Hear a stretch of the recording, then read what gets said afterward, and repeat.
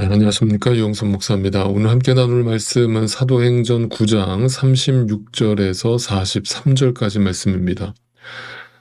중풍병으로 8년 동안이나 누워 있었던 애니야가 베드로 사도에 의해서 예수 그리스도의 이름으로 고침을 받고 그 삶이 정돈된 후에 오늘 본문은 또 한 명의 여성과의 만남이 이루어지는 것을 보게 되는데 그녀의 이름은 도르가였습니다. 히브리식 이름으로는 다비다, 헬라식 이름으로는 도르가였습니다. 오늘 본문 36절을 같이 한번 읽어보겠습니다.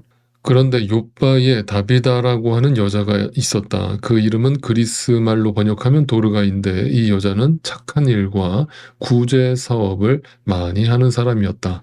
네, 욥바라고 하는 이 항구 도시에 다비다라고 하는 여인이 살고 있었는데 그녀가 히브리식 이름과 헬라식 이름을 동시에 사용했다라고 하는 것은 그녀가 헬라파 유대인이었다라는 것이 라는 것을 증거하는 것이죠. 그런 다비다가 또 어떤 삶을 살던 여인이었는가? 성경은 그녀가 이 땅에서 선행을 많이 베풀고 구제를 많이 하는 사람이었다. 여러분, 누군가가 이 땅을 살면서 선행과 구제를 많이 베풀었다면 그를 사람들이 좋아했을까요? 싫어했을까요? 네, 당연히 좋아했겠죠. 그러니까 그녀의 죽음을 안타까워하는 사람이 많았을까요? 적었을까요? 네, 많았겠죠. 그녀의 삶은 참 누가 봐도 흠모할 만한, 존경받을 만한 그런 인생을 살았던 것입니다. 그래서 많은 사람들이 그녀의 죽음을 안타까워하고 있었던 것이죠. 자, 성경에서 어떤 인간의 행위를 자랑하는 듯한 이런 구절이 등장할 때는 여러분 이것을 우리가 혼돈하시면 안 됩니다. 이것이 어떻게 성경이 주장하는 본질, 구원과 어떤 연관성이 있는가를 이해하시면서 읽으셔야 되는데 혹시라도 이제 오해하지 마셔야 될 것은 이런 본문을 읽을 때에 이 다비다가 죽었는데 그를 하나님께서 다시 기적적으로 살리신 이유는 그가 이 땅을 살아가는 동안에 선행과 구제를 많이 했기 때문이다. 라는 식으로 이제 로마 캐톨릭에서는 이 본문을 그렇게 해석을 합니다.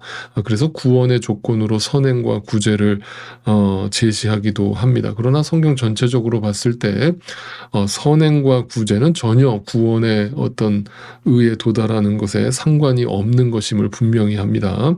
이런 부분에서 우리가 오해가 없기를 바랍니다. 그렇다면 이것은 우리에게 어떤 메시지를 전달해 주려고 하는 것인가?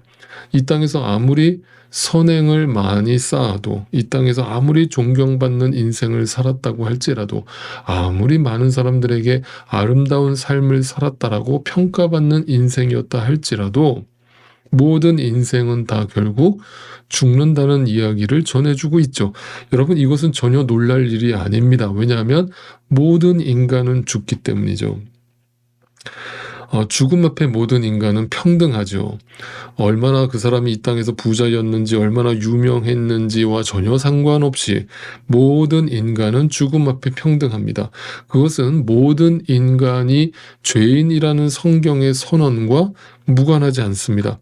왜 그렇습니까? 죄의 삭은 사망이기 때문입니다. 그런데 말이죠. 오늘 본문에 등장하는 이 다비다의 죽음 이야기는 뭔가 좀 특이한 점이 발견됩니다. 그것은 보통 장례 예법에서 사용하는 방식과는 전혀 다른 방식을 취하고 있었기 때문입니다.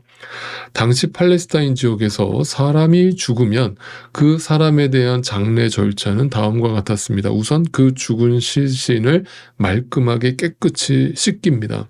그리고 나서 그 시신에 향유를 발라줍니다. 그리고는 예수님 때와 마찬가지로 세마포의 시신을 싸서 무덤에 넣는 것이 장례 예법이죠. 그런데 오늘 이 다비다의 죽음에서 특이한 점은 바로 이런 점입니다. 자, 37절을 또 읽어보겠습니다. 그 무렵에 이 여자가 병이 들어서 죽었다. 그래서 사람들이 그의 시신을 씻겨서 다락방에 두었다.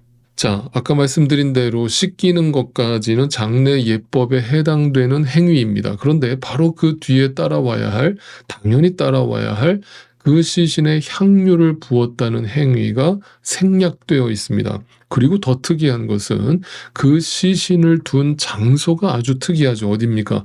무덤이 아니라 다락방에다 올려두었다는 겁니다.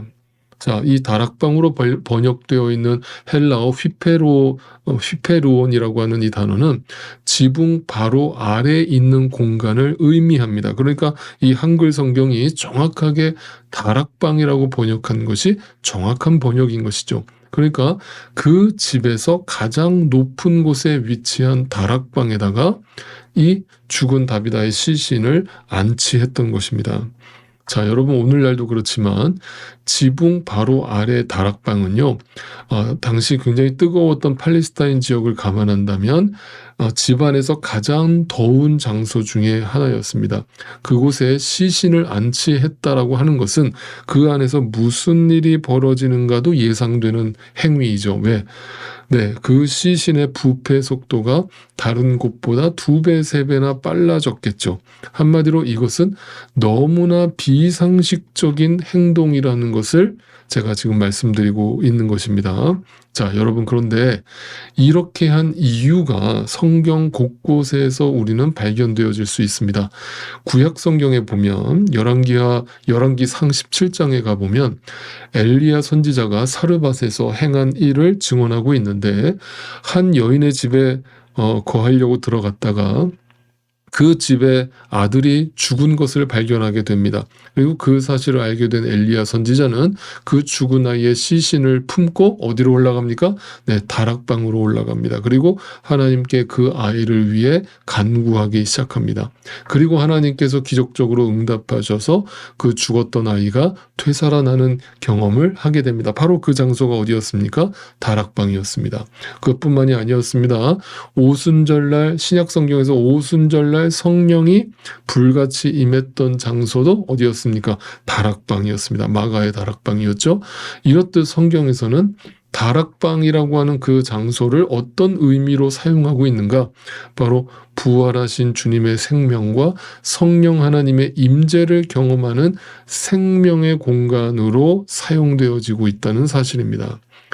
그래서 당시 크리스찬들은, 여러분 크리스찬들입니다. 그냥 안 믿는 사람들이 아니었어요. 크리스찬들은 다비다의 시신을 무덤이 아니라 다락방에 안치했던 것입니다. 그것은 뭘 의미합니까? 네, 그 다비다를 하나님께서 다시 살려주실 것을 믿음으로 고백했던 것이죠. 그리고 나서 그 근처에 와 있었던 베드로 사도를 초대해서 베드로 사도를 다비다에게 보내서 다비다가 있는 다락방으로 베드로가 올라가서 네, 이 다비다를 살려내게 됩니다. 자, 38절을 보겠습니다. 룻다는 욥바에서 가까운 곳이다. 제자들이 베드로가 룻다에 있다는 말을 듣고 두 사람을 그에게로 보내서 지체하지 말고 와달라고 간청하였다. 자, 그렇다면 제자들이, 크리스찬들이 이렇게 한 행동은 왜 이런 행동을 했겠습니까?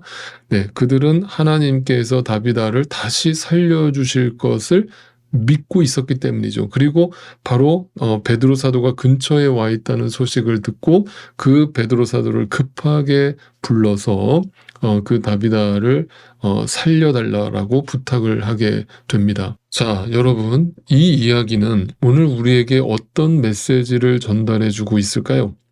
네, 부활신앙이 무엇인가에 대한 질문을 던지고 있습니다.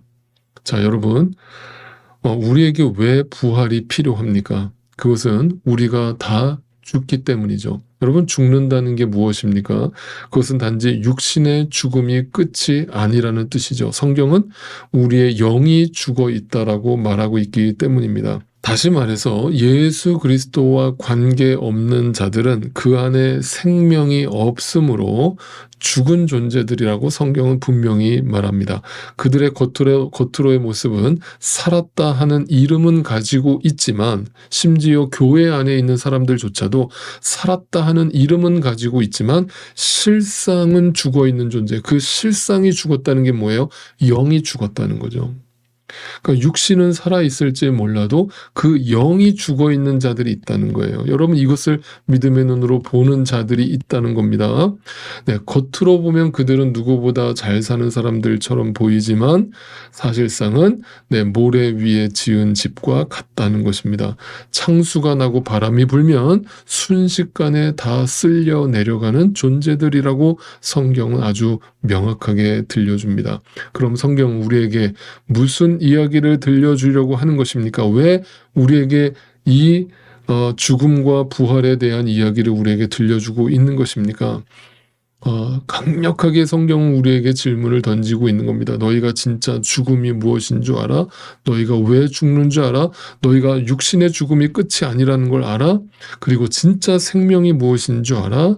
참 생명이 있어. 참 진리가 있어. 라고 성경은 구약부터 신약 요한계시록 끝까지 계속해서 우리한테 강력하게 외치고 있는 것입니다. 우리가 이 땅에서 아무리 윤리도덕적으로 깨끗하게 살아도, 선행을 많이 베풀고 구제를 많이 베풀며 살아도 결국은 우리는 죽는 존재, 예수 그리스도가 없이는 우리는 이미 죽은 존재라는 사실을 분명히 가르쳐 줍니다. 우리가 다 모래 위에 집을 지어놓고서는 잘 살고 있다라고 착각하는 존재라고 성경은 말하고 있습니다. 그런데 그런 죽음으로 끝나야 할 존재들 가운데 하나님의 은혜로 일방적인 선물로 믿음의 눈을 뜬 자들이 있다는 겁니다. 인생의 눈을 뜬 자들이 있다는 겁니다. 우리가 살아가는 인생이 눈에 보이는 것이 전부가 아니구나. 살았다 하는 이름이 전부가 아니구나. 모래 위에 아무리 그럴싸한 집을 지었다 할지라도 그것이 모래 위에 지었다면 저거는 순식간에 다 무너져 버리는 것이구나 라는 것을 깨닫고 본 자들이 있는 거예요. 그것을 본 자들이 어떤 삶을 살아갈까요? 부활신앙으로 살아가는 겁니다.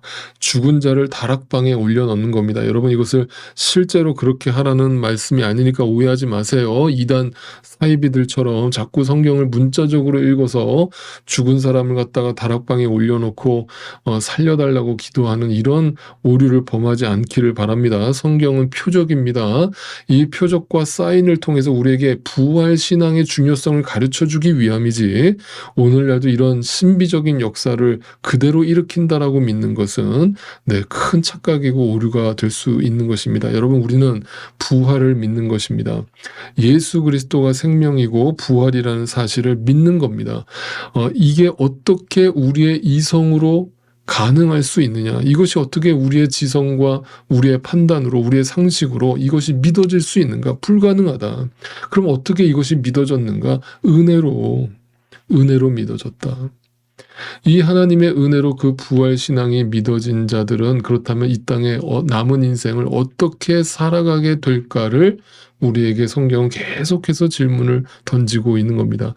이걸 알게 된 사람들은 날마다 예수님은 내 생명의 주인 자리에 올려드리고 나라고 하는 그 우상을 주인의 자리에서 날마다 나를 부인하고 나를 죽이는 삶을 살아가게 되는 것입니다. 여러분, 그것이 승리입니다. 승리는 다른 게 아니에요. 여러분, 우리가 회개한다는 건 다른 게 아닙니다. 회개하는 것이 곧 승리인데, 회개하고 승리하면 어떤 일이 벌어지느냐? 주인이 바뀌는 거예요. 예수 그리스도를 주인으로 삼고 나를 죽이는 삶을 사는 겁니다. 좁은 길을 가는 겁니다. 그 십자가를 달게 지고 주님이 가신 그 길을, 이 땅에서 망하고 이 땅에서 실패하는 길을 가는 것입니다. 그러니까 여러분, 정리해서 말씀드린다면 부활신앙으로 살아간다는 것은 이 세상의 주체가 되어서 살아가던 내가 진짜 주체이신 예수 그리스도, 진리, 생명, 말씀에 의해서 내 자신이 객체의 자리로 밀려 내려가는 것을 의미하는 것입니다. 이것이 잘 사는 것이구나라는 것을 분명히 깨닫고 믿어져서 날마다 그 믿음을 고백하며 성령 안에서 살아가는 존재들입니다. 여러분 잊지 마십시오. 우리는 예수 그리스도로 말미암아 그 십자가에서 보혈을 흘려주심으로 말미암아 예수 그리스도의 죽음과 연합하여 새로운 피조물로 부활한 사람들입니다. 성경이 우리를 일컬어 거듭난 사람들이라고 말하는 이유가 무엇입니까? 거듭났다라고 하는 것은 다시 태어났다라는 것이고, 다시 태어났다라는 것은 부활했다라는 뜻이기 때문입니다.